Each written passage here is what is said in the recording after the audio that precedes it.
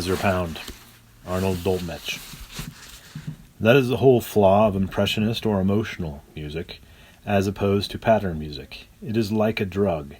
You must have more drug, and more noise each time, or this effect, this impression which works from the outside, in from the nerves or sensorium, upon the self, is no use. Its effect is constantly weaker and weaker. I do not mean that Bach is not emotional, but the earlier music starts with the mystery of pattern, if you like, with the vortex of pattern, with something which is, first of all, music, and which is capable of being, after that, many things. What I call emotional or impressionist music starts with being emotional or impressionist, and then becomes only approximately music.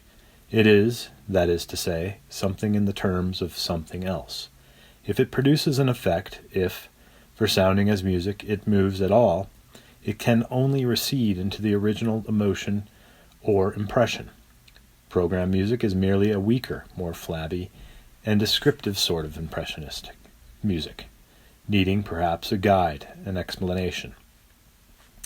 Mr. Dolmetsch was, let us say, enamored of ancient music. He found it misunderstood. He saw beauty so great and so various that he stopped composing.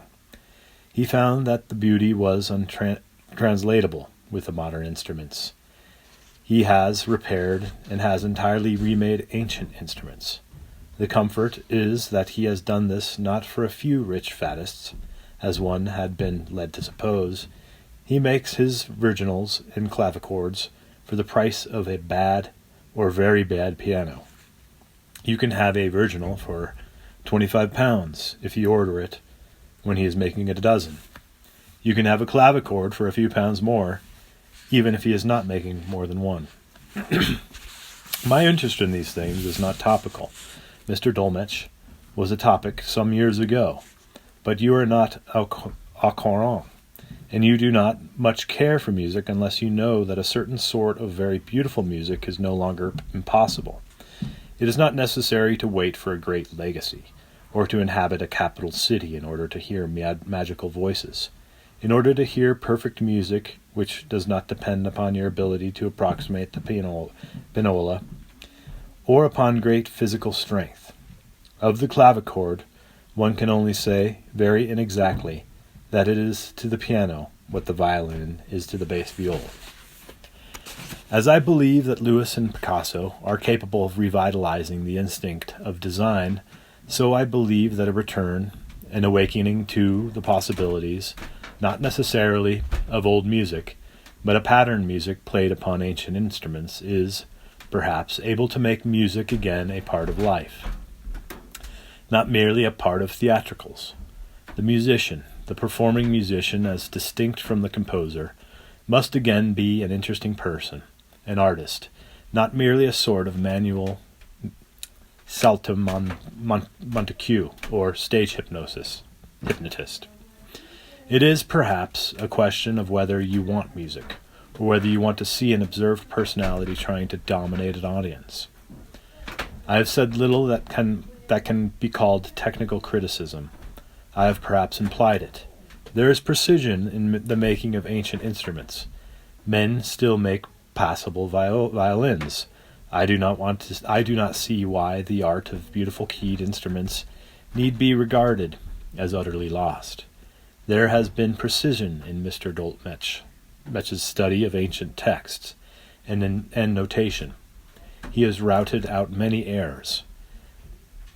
He has even, with certain help, unraveled the precision of ancient dancing. He has found a complete notation which might not interest us were it not that this very dancing forces one to a greater precision with the old music. One finds, for instance, that certain tunes called dance tunes must be played double the time at which they are modernly taken. One art interprets the other. It would almost touch upon theatrical, which I am trying to avoid, if I should say that one steps into a past era when one sees all the other Dolmetsch's dancing, quaint, ancient steps of 16th century dancing.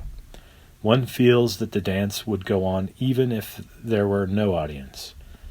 That is where real drama begins, and where we leave what I have called the odium, theatricals. It is a dance, danced for the dance's sake, not a display. It is music that exists for the sake of being music, not for the sake of, as they say, producing an impression. Of course, there are other musicians working with this same ideal. I take Mr. Dolmetsch as perhaps a unique figure, as perhaps the one man who knows most definitely whither he is going and why, and who has given most time to old music. They tell me everyone knows Dolmetsch, who knows of old music, but not many people know of it. It is this sheer nonsense of what is the fragment of truth or rumor upon which it is based. Why is it that the fine things always seem to go on in a corner? Is it a judgment or a democracy?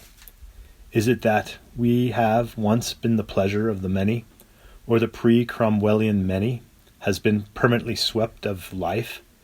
Musical England?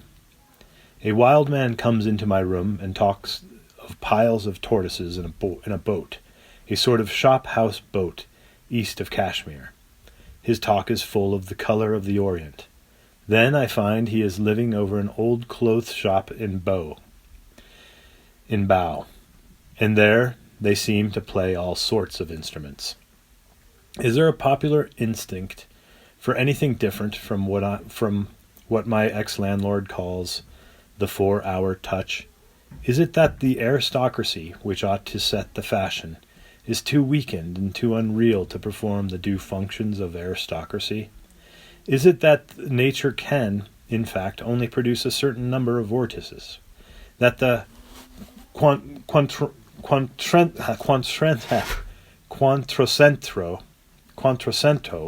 shines out because the vortices of social power coincided with the vortices of creative intelligence, and that when the vortices do not coincide, we have an age of art in strange corners, or great dullness among the quite rich? Is it that real democracy can only exist under feudal conditions, when no man fears to recognize creative skills in his neighbor?